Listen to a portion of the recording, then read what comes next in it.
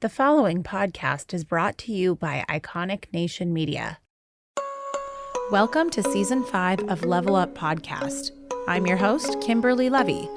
I'm here to guide you on a journey of personal growth and fulfillment. Join me as we delve into the challenges of both business and personal life, aiming to discover our true selves and connect more deeply with the world around us. On this podcast, we'll explore the topics that inspire and empower us to become the best version of ourselves. From book reviews to interviews with iconic individuals, we'll have insightful conversations that resonate with your journey. And a big thank you to our sponsors, the Boys and Girls Club of America, Greater Conejo Valley, and Levy's Deli for supporting the show and helping us bring these valuable discussions to you. Please share, rate, and review the podcast. And thank you so much for listening. You can also leave your comments at Kimberly Levy on social media. Thank you for your feedback and thank you for listening.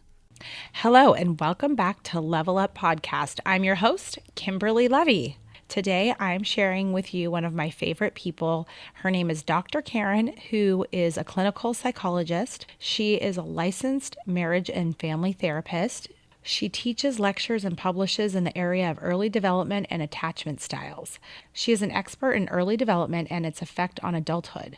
Her popular educational vignettes entitled Moments to Consider were heard on local radio for 10 years. In addition to her private practice in Thousand Oaks, California, Dr. Karen works with corporations and small businesses as a coach, motivational speaker, and consultant. She's also a mother, wife, and dog mom. So I'm really excited to share our conversation with you today. And in fact, it's so meaty that I'm breaking it up into 2 different episodes because it's so long. Now, here are some of the highlights. We first speak about the formative years and behavioral patterns, so that attachment from childbirth and the impact that your parents and their expressions, emotions, and everything have on you as a baby or on babies. We also speak about neuroplasticity and changing perspectives. We cover navigating challenges of aging parents and what that truly entails and what the give and take is like. With that, Dr. Karen, welcome to Level Up Podcast.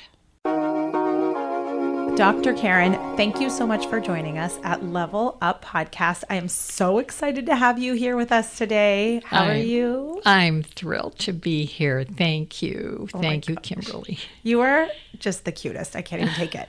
Okay. You're also brilliant. So, not to diminish your intellect, but you are adorable as well. Well, listen, it's fun to have a little bit of everything.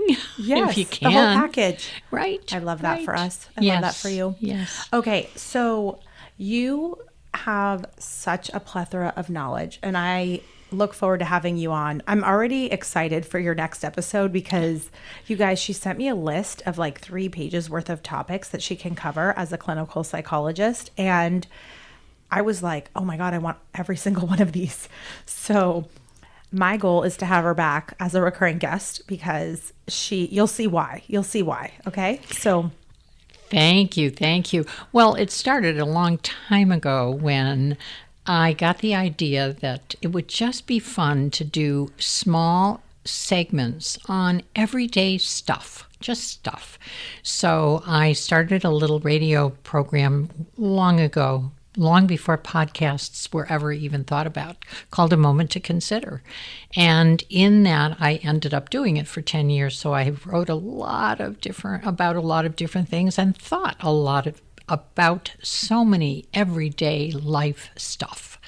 And that's what I hope we'll get into. Oh, we will, because we all need to know whatever you know in your brain, because I can't even tell you from the time that we last had lunch I am not exaggerating. There must have been at least every other day. I'm like, oh, Karen knows about this. I need to ask her. Dr. Karen knows.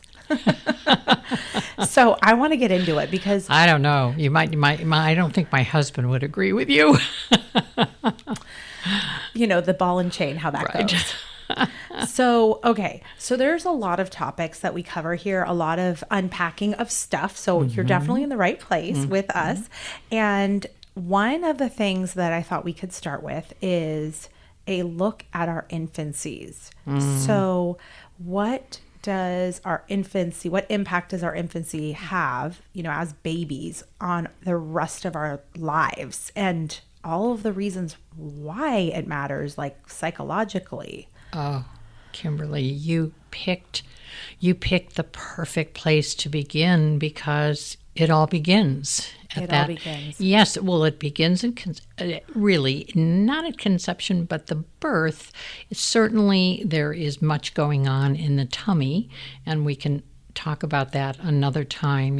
Especially the last 3 months, the last 8 weeks, where there's a great deal of brain development and the beginning of all of that. But at birth and infancy is when the brain takes its largest leap to become known and to become everything that is going to flower and bloom and bud starts there. And I love to talk about the earliest times of what a baby needs and how we learn to be seen. Mm-hmm. And the word seen and known is so important in parenting today. And although I think we parent so different, it's interesting to look at different generations of parents. Think about your parents, think about your grandparents and your great-grandparents. The idea of how we were supposed to, and let the baby cry. Don't let the baby cry. Pick the baby up. Don't pick the baby up. Feed the baby every 4 hours, whether they're hungry or not. Feed the baby anytime the baby wants to be fed. So look at all these different ways of thinking about what to do with this baby. No wonder we're all struggling as parents. Thank you for the validation. I can already move on to the next topic. That's all I needed to know. Quick sanity check. Well, what's funny is, there's no perfect. And the one thing that every baby comes into this world with is the moment they open their eyes, they see another. And that another can be mama, it can be a papa, it can be grandmas, but they see others. And that's the very first reflection that they get about who they are. And one of the most interesting, and one day if we're ever on air, I can show you a beautiful picture that says it all, which is when the baby looks at mama and mama has a smile, the baby actually mirrors that. And babies as young as just a couple months old, if mama sticks her tongue out, baby will stick the tongue out. This is an infant. So right away we know that this baby is seeing mama and is actually learning and feeling who to be at that moment. So I think that's so remarkable. And to see these pictures of these little tiny ones where mama is got a smiley face and baby smiles. And then, which is so important, when the researchers asked mama to be still-faced, which is to take all expression and to not smile, that agitates the baby. So what does that tell us now? We have to really consider that when mama goes still, which is still might mean when mama's not there, when mama is empty, when mama is depressed, when mama is angry, that is taken in and actually metabolized by that little guy or gal. And that is put inside that little baby. Now, it doesn't mean that mama can't be still or angry or chill or anything else, because it's not one experience that matters. It's a huge combination of experiences. But what that tells you is that this baby needs to be seen. What's really weird is that, so London had a nanny when I had a corporate job her first year, from like 6 months to 18 months for that year. And our nanny was very reserved, more shy. I'm not shy. I'm very outgoing. And I started to see her disposition be more withdrawn. And it wasn't at the point where it made sense. Like, I know a milestone is at 18 months, they start to have stranger danger and stuff. And it was before that. And so I kind of was like, is she taking on, like, here's a exact example. When I would take her to her music class, I would be there sitting with her, dancing around, getting her to engage. Because the whole point is engagement with others, right? Like, you and I can dance at home. Yes. But I want you to feel comfortable and socialize you and to, learn to enjoy music Yes. and the company of others in that experience, etc. And the safety with mama there. Exactly. And, it's a new experience for the babies. When our nanny would take her, she would sit her in her lap, and they were just more like observing as opposed to engaging. Yes. And it's a reflection that the nanny's, personality is different than mine, right? Exactly. And that the baby was exactly what we're talking about, mirroring. Mm-hmm. And during that time, actually having to find a place how to be. When you're talking about the importance of infancy, that was a time in your baby's life where she learned how to be a certain way with one person and another way with you, which is also could go into the slot of flexibility and or ability to read. They talk about reading the room. Mm-hmm. Well, all that stuff comes from infancy. Wow. So how much of that time forms their personality, like permanent? How much permanence is it that occurs at that time? The experts have always said, and during my early training, I was lucky enough to be involved in some early childhood stuff. Both my own children were a part of a study, the first 5 years of each of their lives. And that was fascinating with me being the parent. So at that point, I wasn't a clinician yet. I was just a parent. And at times, a parent who wasn't always a perfect parent, and a parent who was frightened, and a parent who probably got angry too frequently, and a good parent at times, and a happy parent. So, a whole mixed bag. So that particular kind of input from 0 to 5 is really, really the years that shape who we're going to be. And then we add on that, there are people that have come into my office and they say, I don't want to have to talk about was I breastfed. I don't want to have to talk about how I feel about my mother. None of that's important. I'm talking about why I got fired. I want to talk about why I can't stay in a relationship, or that Joe did this to me at the office and he's a jerk, and I want to know why this happens. So in all of those examples, every single one of them has to connect in some way to the earlier lessons in life and some of the mirroring that went on or not, how we came to feel about ourselves, who we are. Wow. I feel like there's a lot of child-related questions that I could fill up the whole hour with.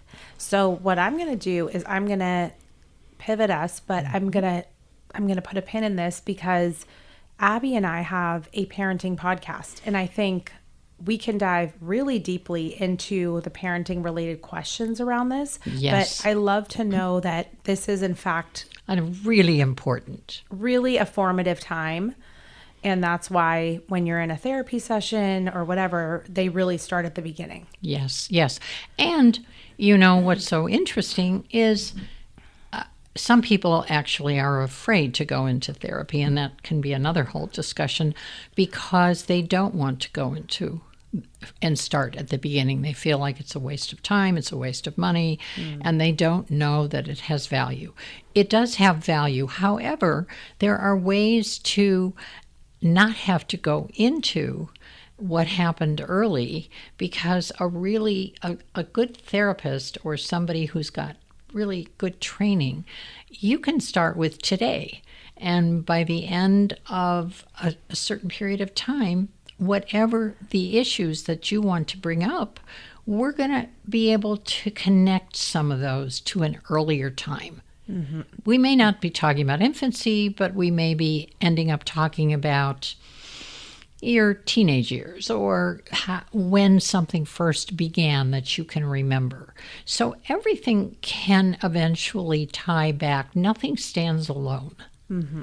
Mm-hmm. But I think you're right, Kimberly. I think going into just infancy as its own conversation is a great thing. It is.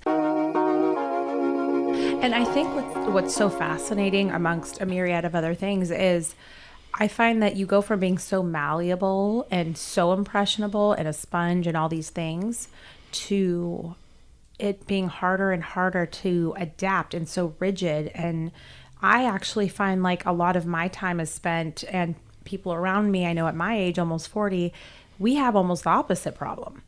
And I'm really curious about why is it so hard as we get older? Like, is there a anatomical reason why, neuropsychology, whatever it is, why is it so hard for us to get out of our stuck patterns and behaviors after coming out of, our young formative years? Such good questions. Kimberly, you ask quite amazing I've been dying to ask her this because I really need to know.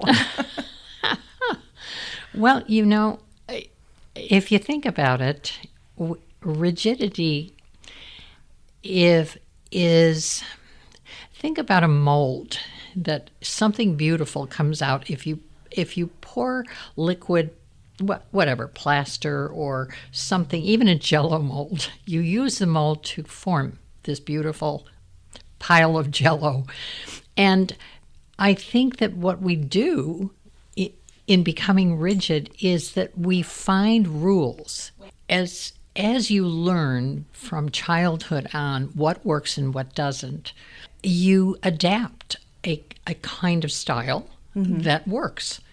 And as you get older, in your 20s, 30s, and then into your 40s and 50s, that becomes your mode operandi. That becomes who you are. And some of them, those aspects of you, are great. But some of them, and this is what I work on when I do coaching, when I do therapy, when I do talks, is I ask people to think about something that works really well for you. Mm-hmm. One of your pieces of just being, your humor, your ability. You, Kimberly, are so wonderful at setting people at ease. It's been just such a delight to get to know you. So that's something that works for you. There are other things, I'm sure, that if you give yourself a moment to think, that are a piece that you find yourself doing that isn't always in your best interest, but you've done it anyway. So then you can give that some thought, because that probably molded itself a long time ago. And you can do some thinking about how and when and where, and does it work now? Because it isn't hard when you give yourself the room to think about it, to make the changes. Mm-hmm. And that's what's so interesting about learning more about yourself. I have always thought, and this is why, for me, going back to school after I had children, after I was divorced, was so much fun, because it felt like I was getting a degree in learning about myself, therefore learning about lots of other people. And I think in order to be less rigid, in order to feel more comfortable in your own self, is you got to take a peek. Mm-hmm. And you're not always going to like what you see, but seeing it and befriending it and giving yourself a chance to get to know these parts and why they developed is a great gift. I feel like I need to go to therapy.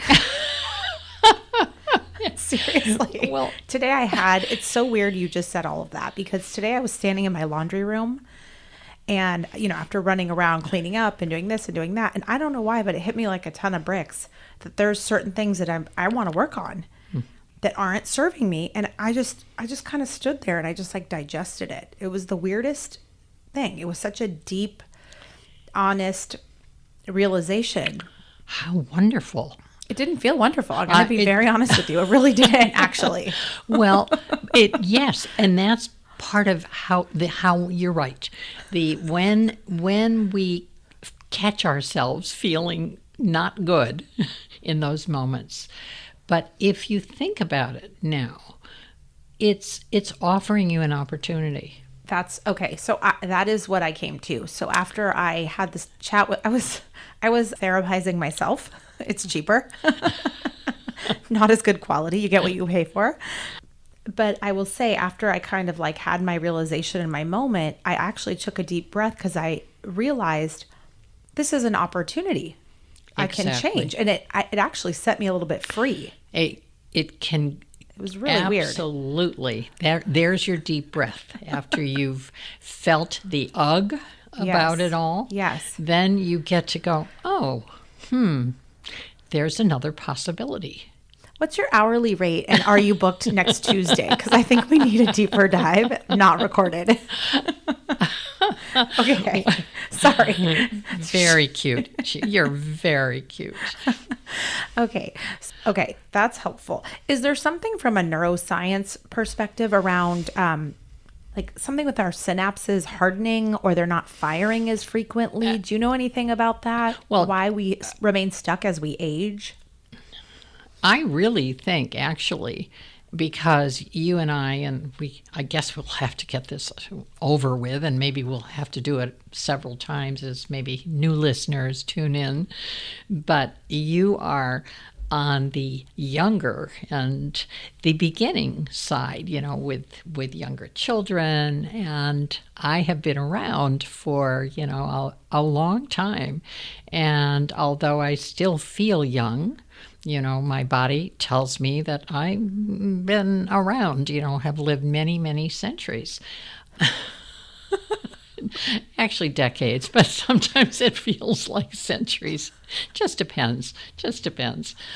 That was an interesting slip, wasn't it? Centuries instead of decades. I thought it was actually quite funny. Yeah. She's outer worldly. Yeah. So you're talking about neurons, neuroplasticity, you're talking about brain development.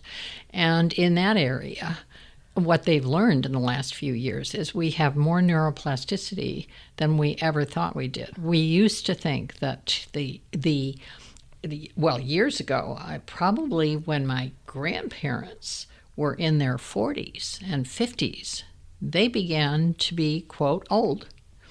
Now, so I'm giving a little bit of a clue of, what my age might be. I have grandchildren that are in their 20s. And I have children that are in their 40s and 50s. So each generation is learning more and more about the brain and its neuroplasticity. And I stress that because that means you have lots of opportunity to shift and change, and that this idea of being stuck is really, it's not valid, because we continue to, the neuroplasticity means that there is the ability to repair.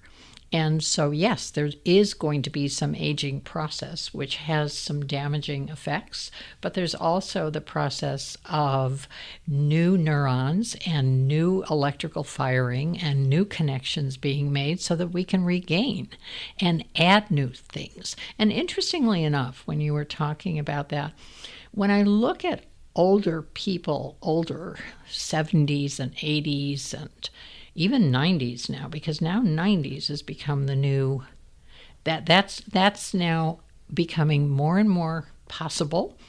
and people doing well into their 90s. And what you find with people that have made peace, and this isn't true all over the world, and these are not, anything I say is not absolute. There's always, exceptions, and nothing is, and I will say that I know many things and I know nothing all at the same time. And that sounds familiar. I think that's important for all of us to know that we don't know. We don't know a great deal. But actually, I think that being in your 60s, I see people actually lightening up and going, that doesn't matter anymore. It just doesn't matter anymore. Or I'm letting that go, or that used to be so important to me. Now, a sunny day, or some beautiful flowers, or a great walk, or something, that feels great. And I never used to value that. So those are changes that talk about loosening, not tightening. Mm-hmm. I see that with even our own family members. So there's something that has been on my heart and my mind for a very long time, and I think you are finally the perfect person to address this with me. I don't hear a lot of people speaking about aging parents. And the thing that strikes me about the fact that I don't hear that much about it is that here I'm sitting there going, we have prepared, we've had internships, we've had classes, we've had all kinds of preparation in our life, prep for anything, no matter how big or how small. Nothing prepares you for aging parents, and nobody talks about it. And I have to say, it's one of the hardest parts of life is to figure out how to deal with aging parents, if they're well or if they're not well in particular. And I just, I would love to hear any advice or insights you have about, tools or resources, or just any of your thoughts on what we do when our parents are getting older, and we kind of like that dynamic shifts from, yes, they're parenting us to now we need to go and support them, which is a privilege. And, I have to say that's a privilege. But what are your thoughts on the subject? And I think not everybody feels that way, which is a shame. Because again, think about societies. In some of the Asian societies, they have always revered aging.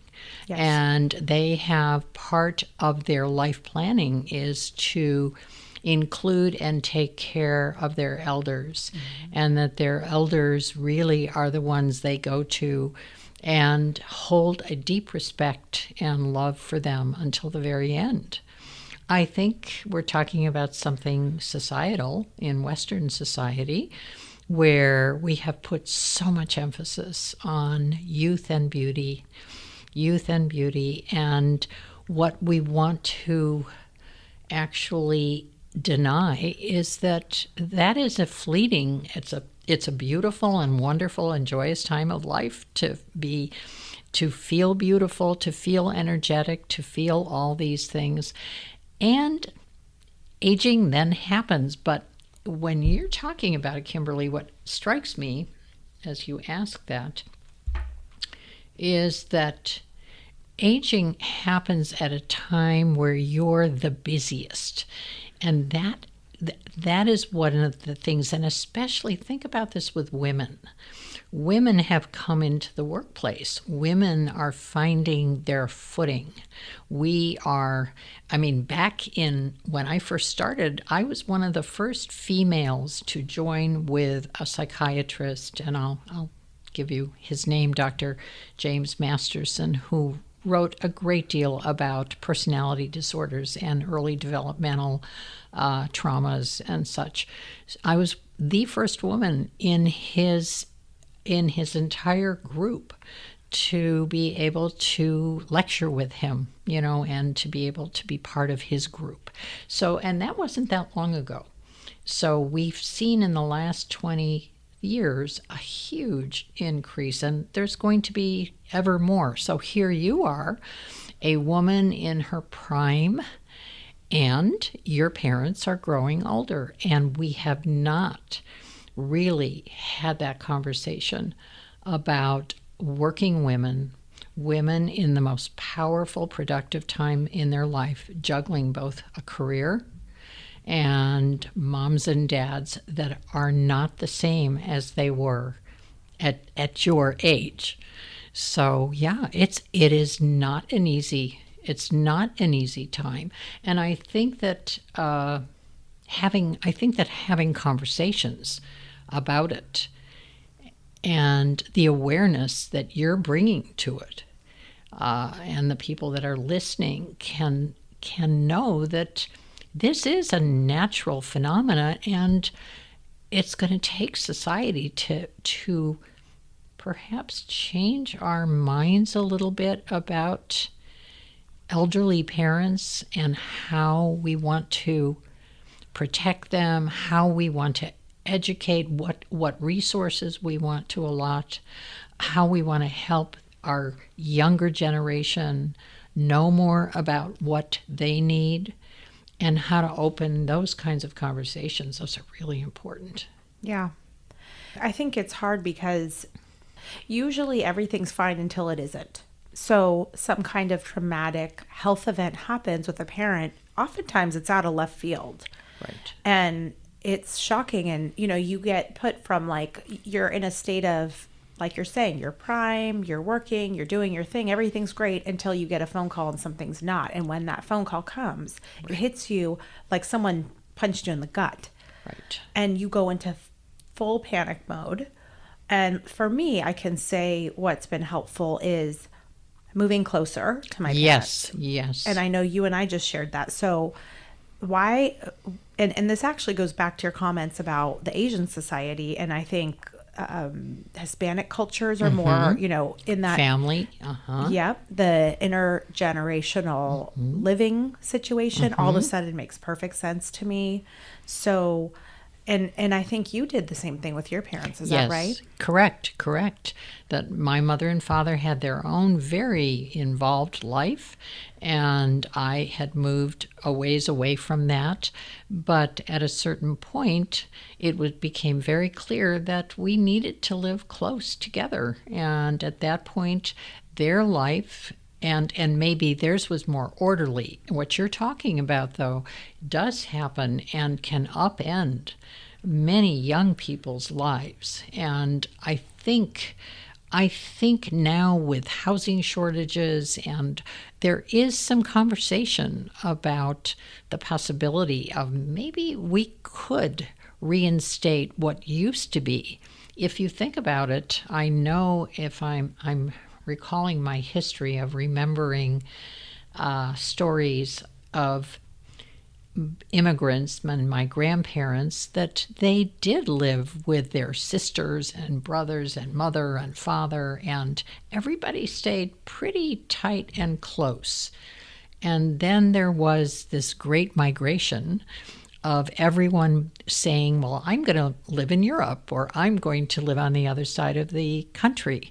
And that does work during one's prime for a period of time.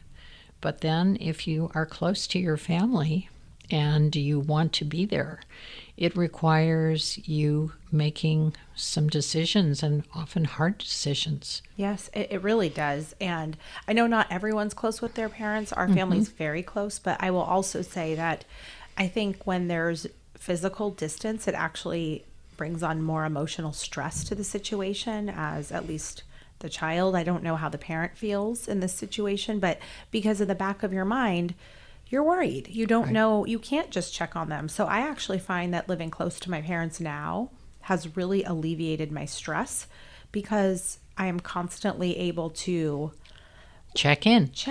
Yes. And yet do your own thing. Right. Yes. And you know what's interesting too about this age with our, I'm just sharing my family dynamic because it's really my only, benchmark of one.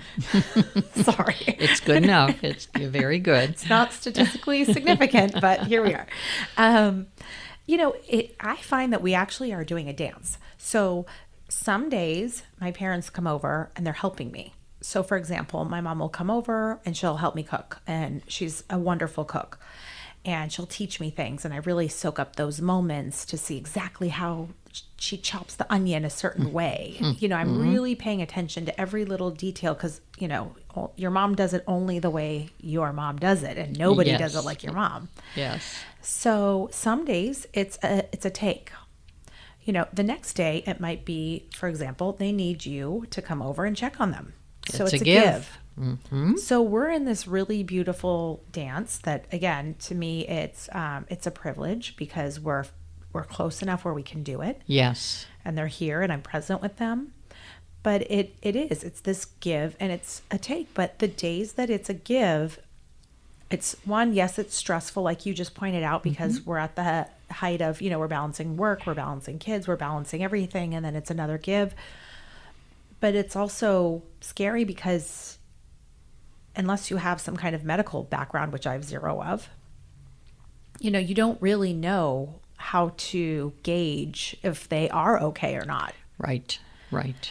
And that, I think what you're talking about also, and this, I'm laughing because this may throw you into saying that you need to be in therapy, but this is this is one of the things that I think it's a transition in your lifetime when we are at the height of our career and we are struck with the knowledge of immortality.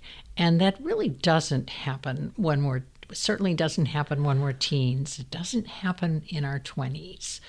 It begins to happen later. And I think that when you get that first brush, however that is, you begin to assess things differently. And you're very fortunate that you are very close. There are many people that they grow up and they lose touch. I hear stories of people that have not had connections with their brothers or sisters or parents, or they just have gone their separate ways. And you have an elderly population that is quite lonely. Mm-hmm. I know, that really breaks my heart. What's really great? My mom, she plays bridge and mahjong. And she's in there, she's 72, and she goes there, and even on days where she might not be feeling 100%, she can go and use her mind, and she's joined by people well into your 90s, until their 90s. Absolutely. And when you go and you surround yourself around other people, you feel better. Your physicality, and they know that touch and connection increases serotonin, increases oxytocin, and those are all the good hormones that make us feel great. Yes. Yeah. So I would say it feels really good to be able to have a welcoming, kind of boisterous home that I'm providing for my parents to come join. And, they like it in small doses, and I don't blame them. And then they're happy to leave. They get their serotonin fill. And they're Exactly. Exactly. And that's the joy. That's the joy of being a grandparent. And that's the other thing, is you have to recognize too, from our perspective, that we have lived the years of being a parent. Yes. We have done many of the things that you are doing, and that it is a pleasure to watch and to be the observer and not necessarily a heavy participant. Right. Yeah. Because for some, it was difficult, and they're ready to be done. And they're ready to think about, like you were saying, what am I going to do today? I'm going to go and be with my friends and play mahjong, or take a walk, or go to the local Y or the library, and be around others that are facing some of the same things that I am facing. So that's not a bad thing. No. But I think what you're talking about is trying to balance it. Yeah. I think I just want to acknowledge, for folks that are listening, if they experience this, that it is a dance, and there's good days and there's bad days. There's give, there's take. And they're not alone. No, they're not alone. And there's fears because, a lot of times it's, you don't know what to do in certain situations, but you can always be resourceful. There's a lot of resources. It's easier than ever. The great news about today's day and age is if you need, for example, like your family member needs somebody to come help in their home, you can easily find those resources nowadays with access to the internet, social workers at hospitals, etc. There's a lot more resources out there. Yes. So it makes it easier to figure out. Which is pretty interesting because you were talking about how in some ways we've sort of ageism has taken away a lot of pride of the elderly, that there is a shame in being old. Yet, we really do have a system that provides all kinds of goodies that we've never had before. Mm-hmm. When my parents were aging, there was no things called senior concerns where they will send somebody to do your shopping or they will drive you to the doctor, and there is no charge, so that it isn't a money thing. You don't have to be rich in order to find help. Yes. And that should also give, I think, the younger generation a chance to breathe, because this is your turn. You deserve this. Yeah, I think knowing your boundary or your limit with self-preservation is the flip side of it, is like sometimes if there's an aging parent or any, sick family member, then sometimes you almost have to say, okay, this is what I can give and this is what I can't. And you have to be very honest about that so that you don't take away from your ability to function in your daily life. Yes. And if you are close enough and lucky enough to be close to your family, to have that conversation with them. Yes. Because they remain, even though they're older, they still love you. You are still their child, even though they may be hampered at giving and doing those things that are important. Yes.